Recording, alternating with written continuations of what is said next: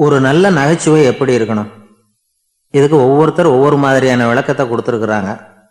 ஆனால் கலைவாணர் என்எஸ் கிருஷ்ணன் கொடுக்குற விளக்கம் என்ன தெரியுமா? நகைச்சுவைங்கிறது அடுத்தவங்களுக்கு துன்பம் கொடுக்காம இருக்கணும், அடுத்தவங்க மனசை புண்படுத்தக்கூடாது, அதுதான் சிறந்த நகைச்சுவை அப்படிங்கிறார்.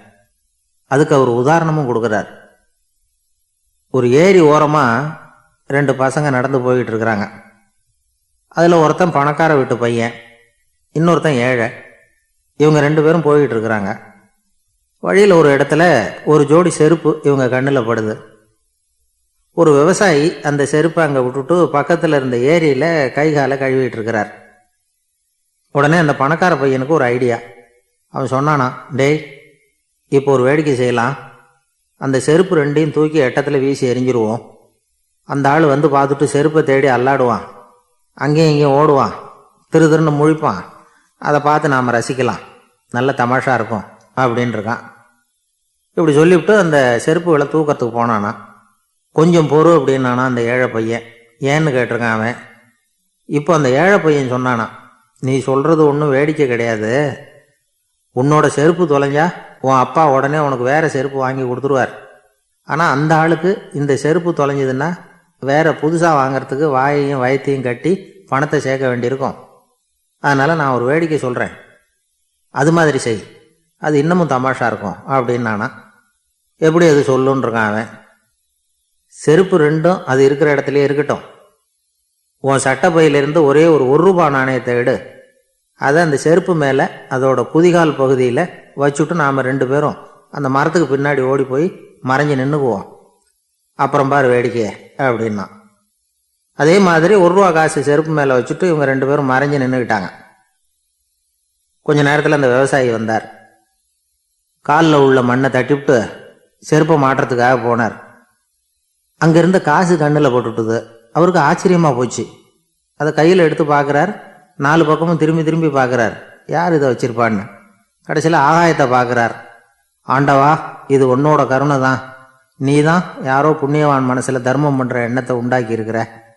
அந்த புண்ணியவான் நல்லா இருக்கணும் அப்படின்னு வாழ்த்தி அந்த காசை கண்ணில் ஊற்றிக்கிட்டாராம். மறைஞ்சிருந்து பார்த்துக்கிட்டு இருந்த ஏழை பையன் இப்படி சொன்னான், பாத்தியா, உன்னை புண்ணியவான்னு வாழ்த்திவிட்டு போகிறார் அந்த ஆள். அவருக்கும் சந்தோஷம், அதை பார்த்து நமக்கும் சந்தோஷம். உனக்கு ரூபாங்கிறது ஒரு பெரிய விஷயம் இல்லை, ஆனால் அதனால் நமக்கு கிடைச்சிருக்கிற மகிழ்ச்சி ரொம்ப உயர்வானது அப்படின்னு நானும். வேடிக்கையும் கிண்டலும் இது மாதிரி அடுத்தவங்களுக்கு இடைஞ்சலாக இல்லாமல் இருக்கணும் அப்படிங்கிறார் கலைவாணர். ஆனால் பாருங்க, அவருக்கே இடைஞ்சலாக வர்ற விஷயங்களை கூட அவர் வேடிக்கையாக தான் எடுத்துக்கிட்டாராம். ஒரு தடவை ஒருத்தர் கலைவாணர்கிட்ட வந்து, ஐயா, என் குழந்தை செத்து போச்சு அப்படின்னு சொல்லி அழுதாராம். உடனே இவர் அவருக்கு 100 ரூபா பணத்தை கொடுத்து, இந்தாங்க அடக்கம் செய்யுங்க அப்படின்னு சொல்லி அனுப்பி வச்சாராம். 1 வருஷம் கழித்து மறுபடியும் அதே ஆள் வந்திருக்கார். இவர் மறந்துருப்பாருங்கிற நினப்பில், அண்ணே, என் குழந்தை இறந்து போச்சுண்ணே அப்படின்னாராம். இவர் மறுபடியும் 100 ரூபா கொடுத்து ஆறுதல் சொல்லி அனுப்பி வச்சாராம். 7-8 மாதம் கழித்து மறுபடியும் அதே ஆள் வந்திருக்கார். அவர் வாயை திறக்கிறதுக்கு முன்னாடியே இவர் 100 ரூபாய் அவர் கையில் வச்சு, போன 2 தடவை தான் குழந்தை செத்து போச்சு, இந்த தடவையாவது அதை சாகாமல் காப்பாற்றி விடு அப்படின்னு சொல்லி அனுப்பி வச்சாராம். அதுக்கப்புறம் அந்த ஆள் வர்றதே இல்லையா. ஒரு ஊரில் ஒரு ஆள் இருந்தான், தையல் கடை வச்சுருந்தான். அவங்ககிட்ட ஒருத்தன் ஒரு சட்டை துணி எடுத்து கொடுத்து தைக்க சொல்லியிருந்தான். வர்ற சனிக்கிழமை வா, வந்து வாங்கிட்டு போ அப்படின்னு அவன் சொல்லியிருந்தான். அதே மாதிரி அவன் வந்தான். அவன் தச்சு வச்சுருந்த சட்டையை கொடுத்தான். இவன் வாங்கி அங்கேயே போட்டு பார்த்தான். கை நீளம் ஒன்றுக்கு ஒன்று வித்தியாசமாக இருந்தது. வலது கை இடது பக்கத்தை விட நீளம் குறைச்சலாக இருந்தது. இவன் முணுமுணுக்க ஆரம்பிச்சிட்டான், என்ன இது இப்படி தச்சு விட்டியே அப்படின்னு.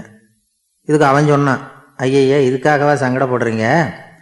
வலது கையை மட்டும் கொஞ்சம் உள்ளே இழுத்தாப்புல வச்சுக்கிட்டிங்கன்னா சரியாக போடும்.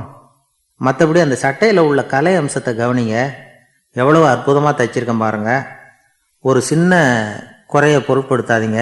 நான் சொன்னது மாதிரி கையை கொஞ்சம் உள்ளே இழுத்து வச்சுக்கிட்டு நீங்கள் பாட்டுக்கு நடந்து போங்க, ஜோராக இருக்கும் அப்படின்னா. அவனும் யோசனை பண்ணி பார்த்தான். சரியான யோசனையாக தான் தோணுச்சு.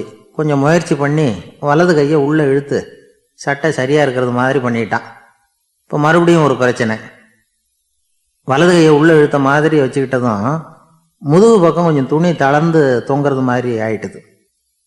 என்ன இது முதுகு பக்கம் துணி குவிஞ்சுட்டுதே, அப்படியே தொங்குறது மாதிரி இருக்க அப்படின்னு அவன் மறுபடியும் ஆரம்பித்தான். ஐயா, இதுக்காகவா கவலைப்படுறீங்க? உடம்பு அதுக்கு தகுந்த மாதிரி கொஞ்சம் வளைச்சிக்கிட்டா போச்சு. இதுக்காக அந்த அழகான தையலை பிரித்து அதில் உள்ள கலை அம்சத்தை கெடுக்கிறதுக்கு என் மனசு இடம் கொடுக்கல. எவ்வளவுக்கு தளர்த்தியாக இருக்கோ அவ்வளவுக்கு கொஞ்சம் உடம்பை வளைச்சி அப்படியே வச்சுங்க, சரியாக போடும் அப்படின்னா. இதுவும் நல்ல யோசனையாக போடுது அப்படின்னு நினச்சானா இவன். சரின்னு சொல்லிவிட்டு புறப்பட்டான். தெருவில் இறங்கினான். கையை கொஞ்சம் உள்ளே இழுத்தான். உடம்பை கொஞ்சம் வளைச்சி வச்சுக்கிட்டான். சட்டைக்கு தகுந்த மாதிரி பண்ணிக்கிட்டான். அப்படியே மெதுவாக நடந்து போனான். இப்போ எதிரில் இன்னொருத்தன் வந்தான். இவனை பார்த்தான்.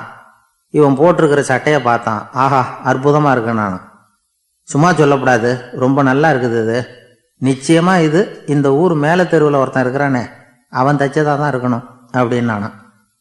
இதை கேட்டதும் அவனுக்கு ஆச்சரியம் ரொம்ப. எப்படி அவ்வளவு கரெக்டாக கண்டுபிடிச்சிங்க அப்படின்னு கேட்டிருக்கான்.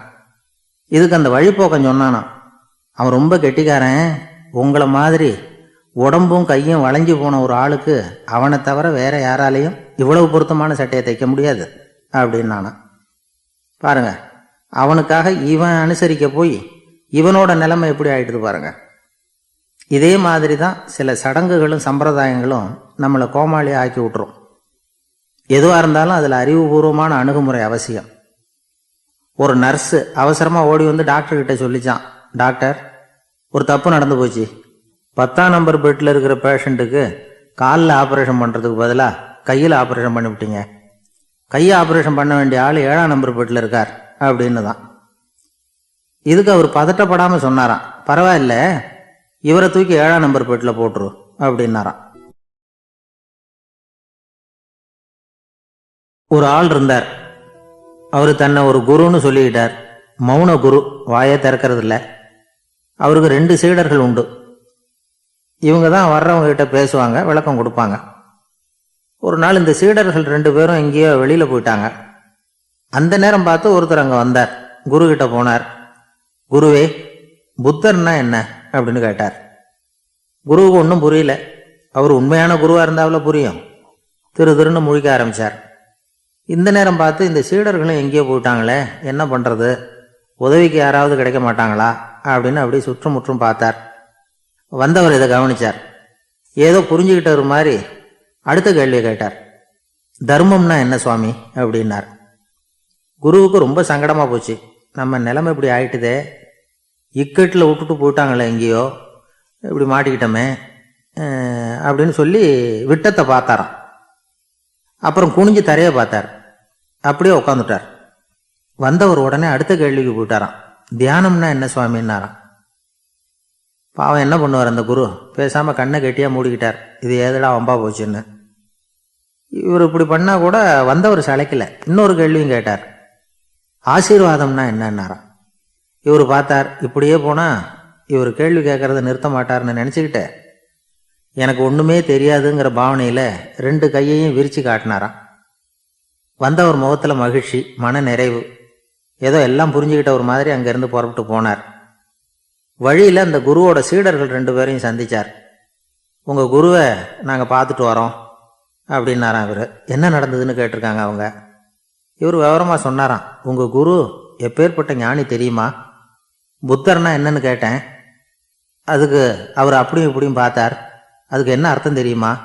மக்கள் புத்தரை அங்கேயும் இங்கேயும் தேடுறாங்க, உண்மையில் அவர் அங்கேயும் இங்கேயும் தேடி கண்டுபிடிக்க முடியாது அப்படிங்கிறத அவர் செய்கை மூலமாக உணர்த்தினார்.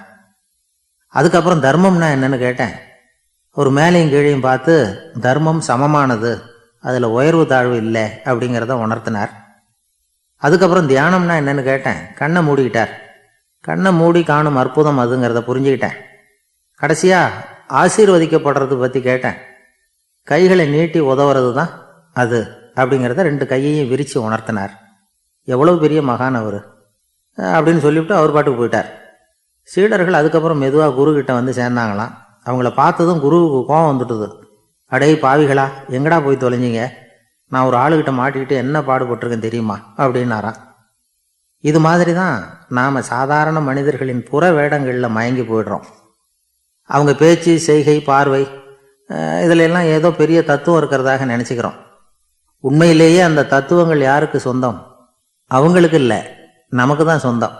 நாம தானே அதை கற்பிச்சுக்கிட்டோம். நம்மை நாம அடையாளம் கண்டுக்கிறது இல்லை, நாம யாருங்கிறது நமக்கு புரியறதில்ல. அதுதான் இன்னைக்கு நடக்கிறது. அதனால தான் அடுத்தவங்களை தேடி ஓடிக்கிட்டு இருக்கிறோம். சில வீடுகளில் கூட இது மாதிரி சைகைகள் உண்டு. சில குடும்ப தலைவர்கள் தினமும் காலையில் கண்ணை கெட்டியாக மூடிக்கிட்டு கை ரெண்டையும் சுத்தமாக விரித்து வச்சுக்கிட்டு உட்காந்து தியானம் பண்ணுறது வழக்கம். எதுக்காக அப்படி பண்ணுறீங்கன்னு ஒருத்தரை பார்த்து கேட்டேன். இந்த மாதம் வாங்கின சம்பளம் பூரா தீர்ந்து போச்சு, இனிமேல் என் கையில் சுத்தமாக ஒன்றும் இல்லை, புதுசாக எதுவும் செலவு வச்சுடாத அப்படிங்கிறத அப்படி உள்ளங்கை ரெண்டையும் விரித்து காட்டி அவங்களுக்கு உணர்த்துறேன், அவ்வளவுதான் அப்படின்னார். ஒரு பெரிய நினைவு மண்டபம். அதுக்கு முன்னாடி ஒரு அப்பாவும் பிள்ளையும் நின்றுக்கிட்டு இருக்கிறாங்க. அந்த வழியாக போகிறவங்க வர்றவங்கெல்லாம் அந்த இடத்துல நின்று அது என்ன மண்டபம் அப்படின்னு விசாரிக்க ஆரம்பித்தாங்க. அந்த அப்பாவும் பிள்ளையும் தான் வர்றவங்களுக்கெல்லாம் விவரம் சொல்லிகிட்டு இருக்கிறாங்க. அதாவது இந்த இடத்துல ஒரு பெரிய மகான் சமாதி ஆயிருக்கார், அவர் சமாதியான இடத்துல இந்த நினைவு மண்டபத்தை கட்டியிருக்கிறோம் அப்படின்னாங்க. ஊர் பூரா இந்த செய்தி பரவிச்சு. நிறைய பேர் அந்த இடத்த தேடி வர ஆரம்பித்தாங்க. இங்கே வந்து கொஞ்சம் நேரம் உட்காந்துட்டு போனால் மனசுக்கு ஒரு நிம்மதி கிடைக்கிது அப்படின்னாங்க. அங்கே இருந்த உண்டியலில் நிறைய காசு போட்டுட்டு போகிறாங்க. பணம் கிடுகிடுன்னு நிறைய சேர ஆரம்பிச்சுட்டுது. பணம் நிறைய சேர்ந்த உடனே அந்த அப்பாவுக்கும் பிள்ளைக்கும் தகராறு வந்துட்டுது. பணம் சேர்ந்தாலே சொத்து தகராறு வரத்தானே செய்யும், அது மாதிரி வந்துட்டுது. பையன் அடிக்கடி நிறைய பணம் கேட்க ஆரம்பித்தான். அப்பா பார்த்தார், யோசனை பண்ணார், ஒரு முடிவுக்கு வந்தார். ஒரு நாள் பையனை கூப்பிட்டார். இதை பாருப்பா, நமக்குள்ள தகராறு வேணாம், அப்பாவும் பிள்ளையும் இப்படி சண்டை போட்டுக்கிட்டா பார்க்குறவங்க தப்பாக நினைப்பாங்க, அதனால் நமக்குள்ளே சமரசமாக இதை தீர்த்துக்குவோம், என்ன சொல்கிற அப்படின்னார் அப்பா. சரின்னு நான் பையன். உடனே அந்த அப்பா என்ன பண்ணார் தெரியுமா, மகன்கிட்ட கொஞ்சம் பணத்தை கொடுத்தார், தன்கிட்ட இருந்த ஒரு கழுதையையும் கொடுத்தார். இதை வச்சு நீ பொழைச்சிக்கோ அப்படின்னு சொல்லி அனுப்பி வச்சுட்டார். மகன் அந்த கழுதையை இழுத்துக்கிட்டு அடுத்த ஊருக்கு போனான். வழியிலேயே அந்த கழுதை செத்து போச்சு. உடனே என்ன பண்ணலாம்னு யோசனை பண்ணான். ஒரு ஐடியா வந்தது. அந்த கழுதையை ஒரு சாலை ஓரமாக புதைச்சான். கையில் இருந்த பணத்தை வச்சு அந்த இடத்துல ஒரு கல் மண்டபம் கட்டினான். அந்த வழியாக 2 பேர் வந்தாங்க. இது என்ன மண்டபம்னு விசாரித்தாங்க. இந்த இடத்துல ஒரு பெரிய மகான் சமாதி ஆயிருக்கிறார் அப்படின்னா. இந்த செய்தி ஊர் பூரா பரவ ஆரம்பிச்சுட்டுது. நிறைய பேர் வந்து போக ஆரம்பித்தாங்க. இங்கே வந்தால் மனசுக்கு ஒரு பெரிய நிம்மதி கிடைக்குது அப்படின்னு வேற சொல்ல ஆரம்பித்தாங்க. வர வர கூட்டம் அதிகமாக வர ஆரம்பிச்சுட்டுது. உண்டியலில் பணம் நிறைய சேர்ந்துட்டுது. நகையெல்லாம் கூட கழட்டி காணிக்கையாக போட ஆரம்பிச்சிட்டாங்க.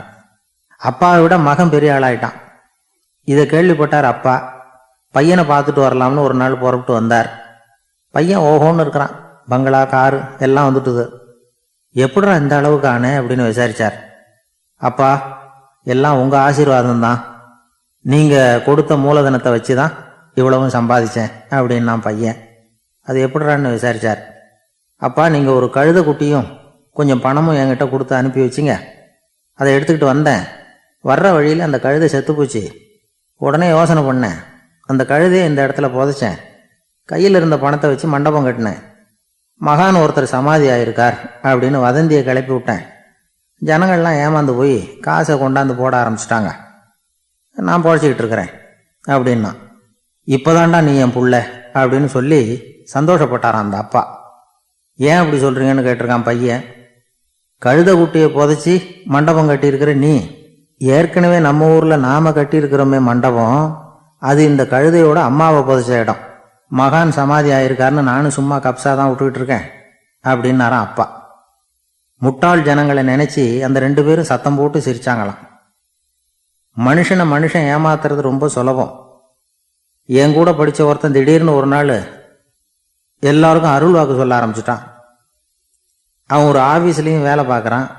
ஆஃபீஸில் உள்ளவங்கெல்லாம் அவங்ககிட்ட வந்து அருள் வாக்கு கேட்குறது வழக்கம். ஒரு நாள் நான் அவன் முன்னாடி போய் உட்காந்து பேசிக்கிட்டு இருந்தேன்.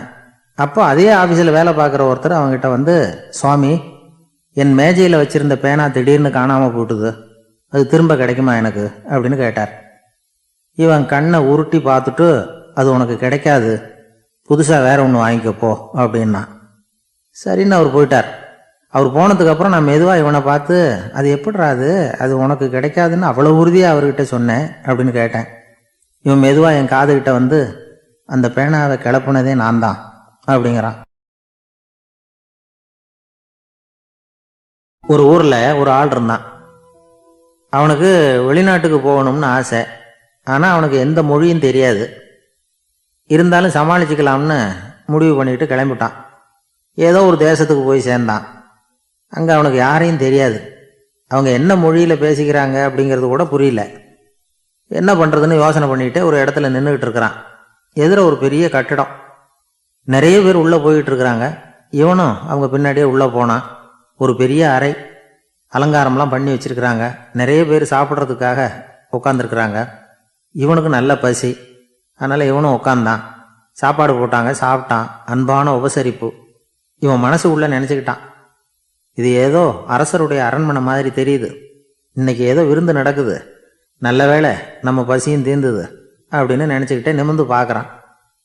சாப்பாடு பரிமாறினவன் எதிரில் ரொம்ப பணிவோட முதுக வளைச்சி வணக்கம் தெரிவித்தான். இவனும் எழுந்திரிச்சு நின்று முதுக வளைச்சி வணக்கம் தெரிவித்தான். ரொம்ப நன்றின்னா. அவன் ஒரு சீட்டை இவன் கையில் கொடுத்தான். இவன் அதை வாங்கி பார்க்குறான். என்ன எழுதியிருக்குன்னு ஒன்றும் புரியல. சரி, இந்த நாட்டில் தங்களுடைய நன்றியை சீட்டில் எழுதி தான் கொடுப்பாங்க போல இருக்கு அப்படின்னு நினச்சிக்கிட்டு மறுபடியும் நன்றின்னா. ஆனால் அவன் காசை கொடுங்கன்னான். ஏன்னா அது ஒரு ஹோட்டல், இவன் சாப்பிட்டதுக்கான பில் அது. இவன் அதை புரிஞ்சிக்கவே இல்லை.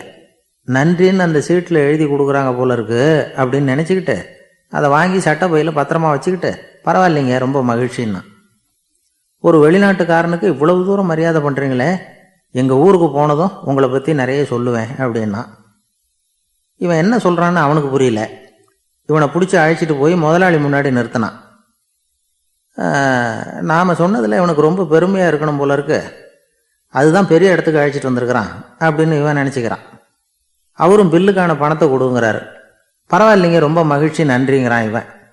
அவரு பார்த்தார், இவனை நீதிமன்றத்துக்கு அனுப்பி வச்சுட்டார். இவன் என்ன நினச்சிக்கிட்டான், நம்மளை இந்த ஊர் ராஜா முன்னாடியே அழைச்சிக்கிட்டு வந்து நிறுத்தி இருக்கிறாங்க போல இருக்கு, என்ன ஒரு பெருந்தன்மை அப்படின்னு நினச்சிக்கிறான். நீதிபதி சொன்னார், சாப்பிட்டதுக்கான பணத்தை கொடுத்துரு, இல்லைன்னா அதுக்கான தண்டனையை அனுபவிக்க வேண்டி இருக்கும்னார். ராஜாவே நமக்கு நன்றி சொல்கிறாரு போல இருக்கு அப்படின்னு நினச்சிக்கிறான் இவன்.